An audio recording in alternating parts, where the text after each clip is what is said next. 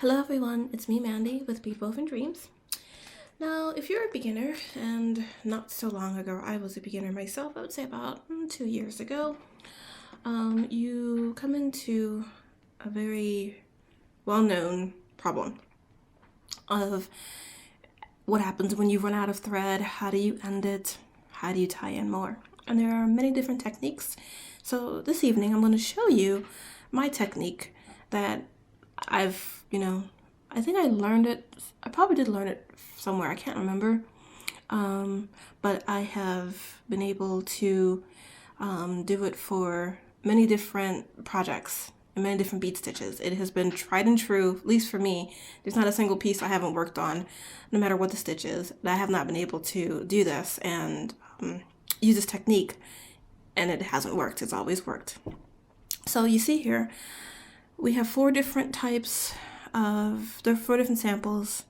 of bead weaving. We have peyote with size 8 delicas. We have right angle weave. This is a size 6 bead. We have cubic right angle weave. If you remember my cortege video, you remember this little piece. This is just a little sample. And then we have tubular herringbone. 4 different types of stitches, all different, and this technique pretty much works the same. Now, there are probably going to be some techniques that beading stitches, of course, are not here, and you're going to wonder, will this apply? And there's one trick that I keep in my mind, you keep in your mind too, when you're adding thread, and that is really simple. That between every bead, there's a thread. Every bead, there's a thread. Seems pretty silly, right? It's like, well, of course, every bead there's a thread. That's why it's there. That's how it's been stitched in. Well, that's actually the foundation of what we will wrap our minds around when we're adding new thread. So I'm going to move these 3 guys out of the way. We're going to focus on the first one, which is peyote. This is odd count peyote. I've added my last bead in right here. And so my thread is coming out of this bead right here. Well, let's just say I just want to end it right here, or I've run out of thread. And I'm going to tie it off. Now, another note, just to let you know something else. Sometimes you get into, stitching and you just get stitch happy. And you want to tie off and you're like, oops, I don't have enough thread to tie off my work. What I like to do is make sure that there's at least 2 to sometimes 3 times the length of my needle in thread. So that way I know I have enough room to do this.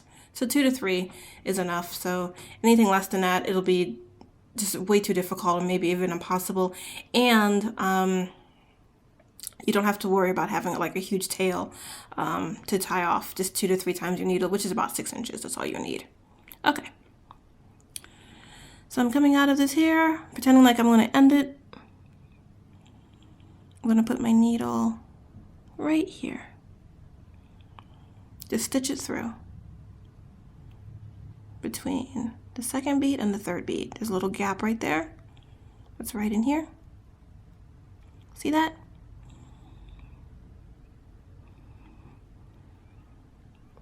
Just do like so. I'm not going to pull all the way just yet. Keep pulling. And you see our little loop right there. Our little tiny loop. Just go ahead and stitch through like that.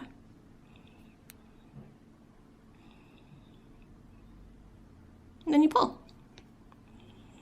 And so what we've just done is that we've actually tied a knot around the thread that is going between these 2 beads. And I like to tie a couple knots sometimes. So I'm going to go through the next 2 beads here.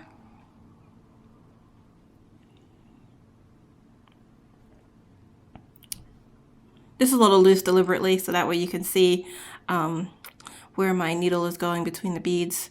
This is, I think it's like 4-pound fire line. Certainly not enough for these big beads, but that's okay. Like I said, it's loose enough so you can see.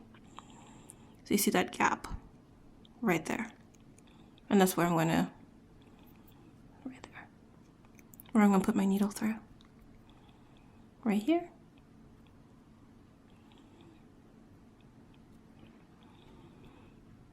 pull through so you make a loop. Stitch through the loop, pull. I'll do it one more time. Oops.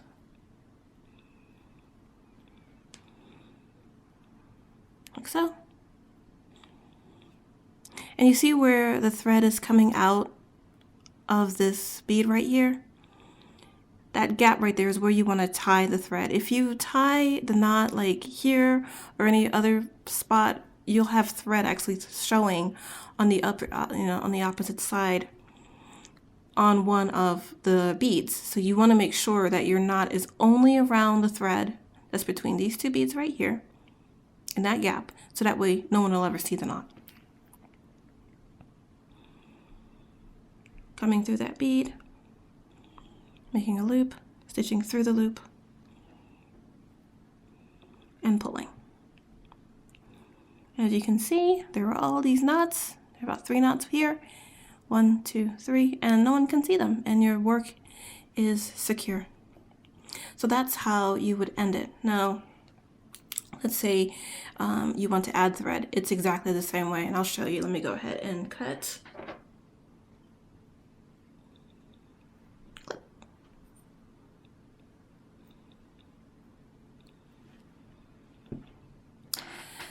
All right. And then we can just do the same thing on the top, on the same edge. We can do it on the same edge, or you can do it on the side if you want to add thread. I usually like to stay on the top edge. So I'll just go through maybe 1 or 2 beads. You can go through just 1 bead, doesn't really matter. As long as you can find a nice little gap, like right there. Pull through. Make a loop, stitch through the loop, making sure the loop is flush against that bead you're exiting, in the gap, pull. Now you have attached your thread. And again, I like to tie, as many knots as I feel necessary. Usually 3 is good enough for me. Probably good with just 2, but I like to, make sure when my work goes away, it's doubly secure. It's not going to fall apart. And so I'll just kind of work my way until I get and exit this bead and start adding more beads for your rows in peyote. So that's how you would add more thread, by tying off and adding more thread for peyote. See, really easy. And again, the trick is just to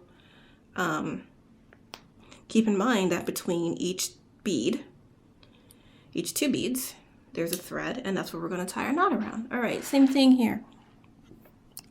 This is cubic right angle weave. I'm sorry, this is just right angle weave. I think I was taking this apart or putting it together or practicing. I'm not sure what this sample was for. I don't know what I was thinking, but it's a nice little sample of cubic right angle weave just to have around. So I'm going to just pick, let's say I'm going to add rows here and, add rows that way. It's going to go through one of the beads. Leave enough for the tail, just that way I can hold on to so I don't pull my thread all the way through. That's enough to hold on to, okay?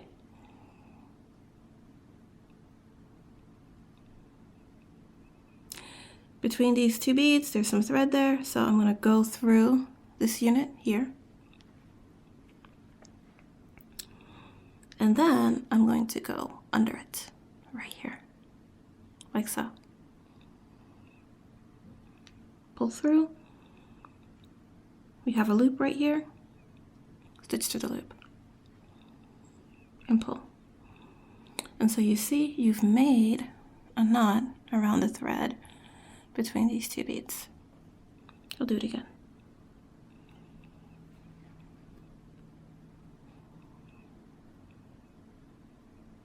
I'm going to go through next bead up here. So now, let's see.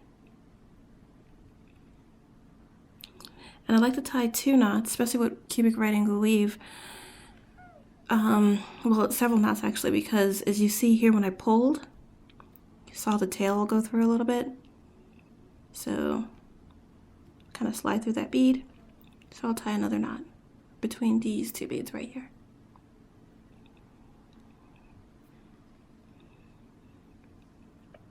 So I'm just basically looping around the thread between these two beads, between the two beads, making a loop like so, pulling, stitching through the loop and pulling. And there we have no pulling of our tail. It's nice and secure. Usually I like to add one more. And then when I feel, it's secure, that tail is not moving when I pull on this end, then I'll just start adding more units to the right angle weave. And that's how you would add thread to right angle weave. And that's how actually you would finish as well, the exact same way, just making sure you tie a knot between the, around the thread between the two beads. Okay, so we're gonna move on. That was right angle weave. So we did peyote, we did right angle weave, and now we are going to do cubic right angle weave, which is a little different, but it's not too hard. Okay.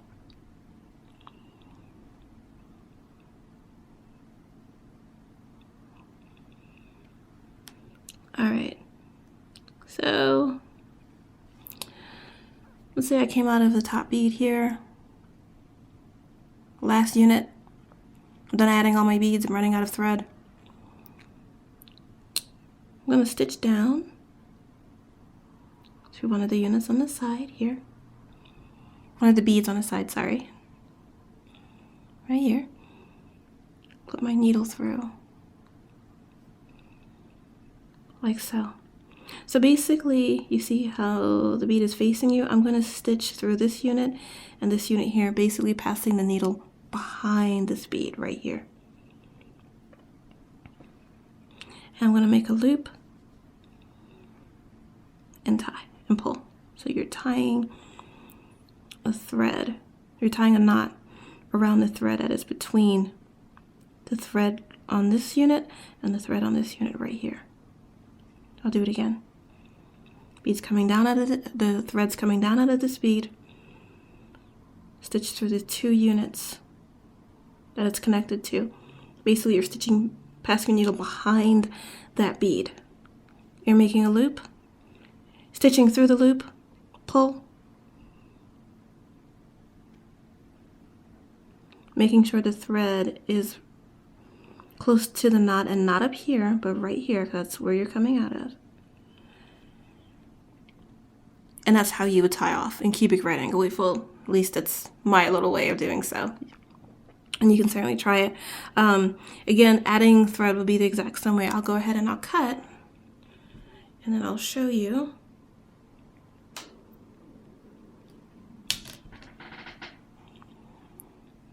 So let's see, I come over on this side here. Well, I'll go through top bead first. This top bead here, top of the unit, and stitch down.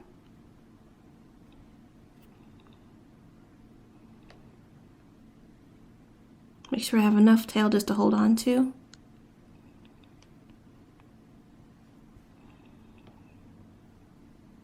Pass my needle behind this bead, so basically stitching through these two adjacent units. Making a loop, stitching through the loop and pulling.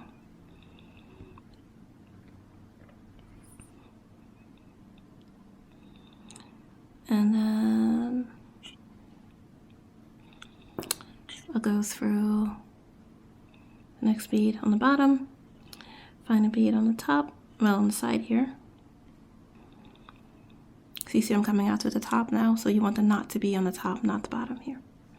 Passing my needle behind this bead through the adjacent two units,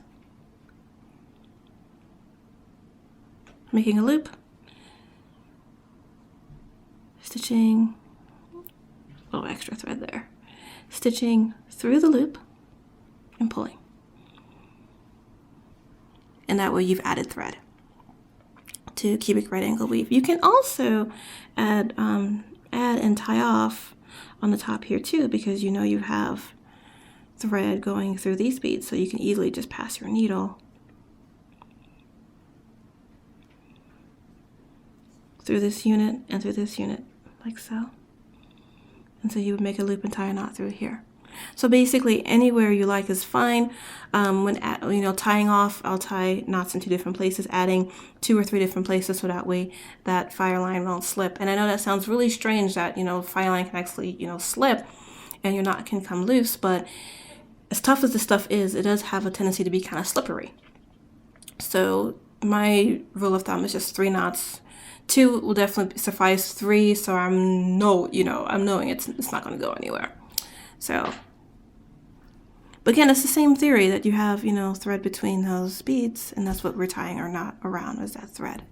Nice and secure. It's not going anywhere. All right, so we did peyote, we did right angle weave, we did cubic right angle weave. Last step, tubular herringbone. And this is just a sample. I'm not going to do anything with it. I just wanted to put this together so that way you all can see it. And now my little work surface is all nice and clear. This is the last little guy to work with. All right, so I'm doing tubular herringbone with 4 beads, as you can see.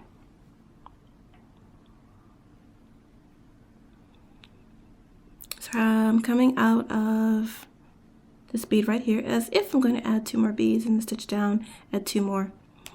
I'm not going to do that. I'm just going to finish it off. And I'm going to stitch over as I would, add 2 more beads, but I'm not. I'm just stitching over with no beads. Stitch down like so.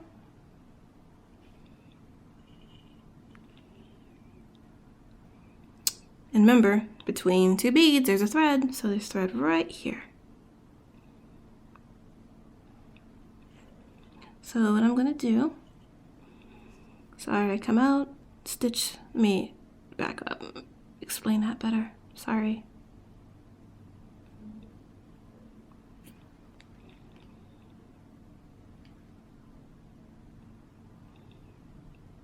And then I get my needle all tied up. All right. So now that I've exited just this bead here, and you see how it's a little loose? A lot of times I will stitch down a few floors, so I'll just go ahead to the second floor too.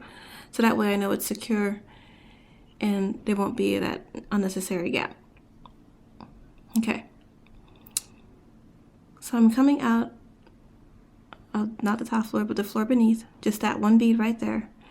I'm just going to stitch behind it through these 2 beads right here. I'll stitch behind and through the thread alone. So there's thread between these 2 beads right here. We're stitching right through, right behind it. And we're pulling. We've made our loop. We're going to stitch through the loop. And we're going to pull. Like so. If you want to make sure it's doubly secure, come down 1 or 2 more floors.